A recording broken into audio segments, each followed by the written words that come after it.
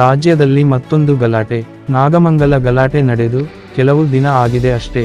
ಅಷ್ಟರಲ್ಲಿ ಮತ್ತೊಂದು ಗಲಾಟೆ ದಾವಣಗೆರೆಯಲ್ಲಿ ನಡೆದಿದೆ. ಗಣಪತಿ ವಿಸರ್ಜನೆ ವೇಳೆ 2 ಕೋಮುಗಳ ನಡುವೆ ಗಲಾಟೆ ನಡೆದು ಕಲ್ಲುತೂರಾಟವಾಗಿದೆ. ಮಹಿಳಾ ಕಾನ್ಸ್ಟೇಬಲ್ ಸೇರಿದಂತೆ ಒಟ್ಟು 4 ಮಂದಿಗೆ ಗಾಯಗಳಾಗಿದ್ದು ಆಸ್ಪತ್ರೆಗೆ ಸೇರಿಸಲಾಗಿದೆ.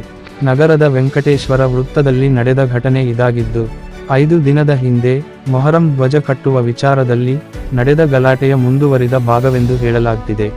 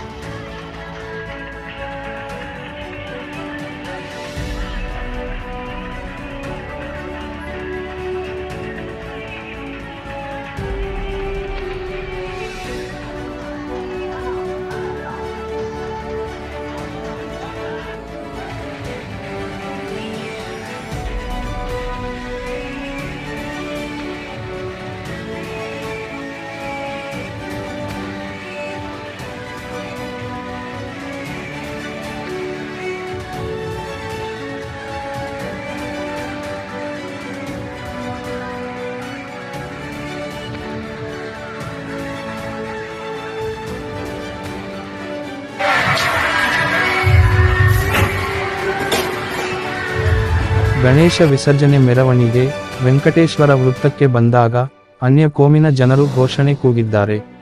ಇದಕ್ಕೆ ಪ್ರತಿಯಾಗಿ ಮತ್ತೊಂದು ಕೋಮಿನ ಜನರು ಘೋಷಣೆ ಕೂಗಿದ್ದಾರೆ.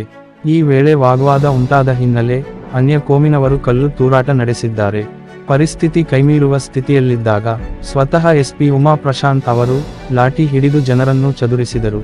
ಪರಿಸ್ಥಿತಿ ಸದ್ಯಕ್ಕೆ ಶಾಂತವಾಗಿದ್ದು ಸ್ಥಳದಲ್ಲಿ ಭದ್ರತೆಯನ್ನು ಮಾಡಲಾಗಿದೆ.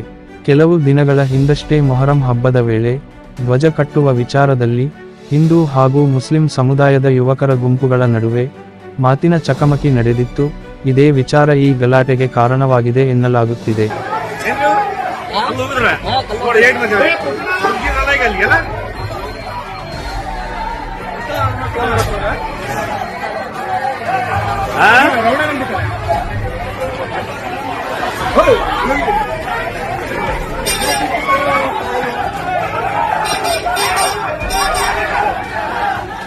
ಧ್ವಜ ವಿಚಾರದಲ್ಲಿ ಶುರುವಾದ ಗಲಾಟೆ.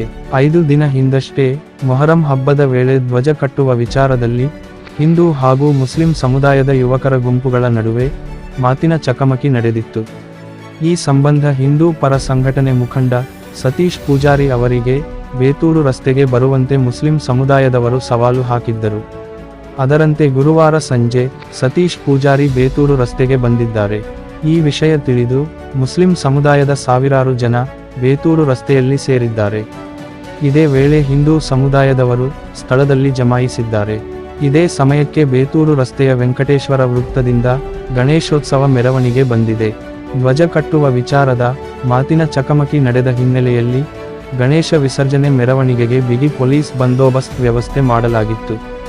ಪೊಲೀಸ್ ಬಂದೋಬಸ್ತ್ ನಡುವೆಯೂ ಕೆಲವು ಕಿಡಿಗೇಡಿಗಳು ಗಣೇಶೋತ್ಸವ ಮೆರವಣಿಗೆ ಮೇಲೆ ಕಲ್ಲು ತೂರಿದ್ದಾರೆ. ಪೊಲೀಸರು ಪರಿಸ್ಥಿತಿ ನಿಯಂತ್ರಣಕ್ಕೆ ತೆಗೆದುಕೊಳ್ಳುತ್ತಿದ್ದಂತೆ ಮೆರವಣಿಗೆ ಮುಂದೆ ಸಾಗಿದ್ದು ಅರಳಿ ಮರ ತಲುಪುತ್ತಿದ್ದಂತೆ ಮತ್ತೊಮ್ಮೆ ಕಲ್ಲು ತೂರಾಟ ನಡೆದಿದೆ. ಸದ್ಯಕ್ಕೆ ನಗರದಲ್ಲಿ ಭಯದ ವಾತಾವರಣ ನಿರ್ಮಾಣವಾಗಿದ್ದು ದಾವಣಗೆರೆಯಲ್ಲಿ ಬೂದಿ ಮುಚ್ಚಿದ ಕೆಂಡದ ವಾತಾವರಣ ನಿರ್ಮಾಣವಾಗಿದೆ.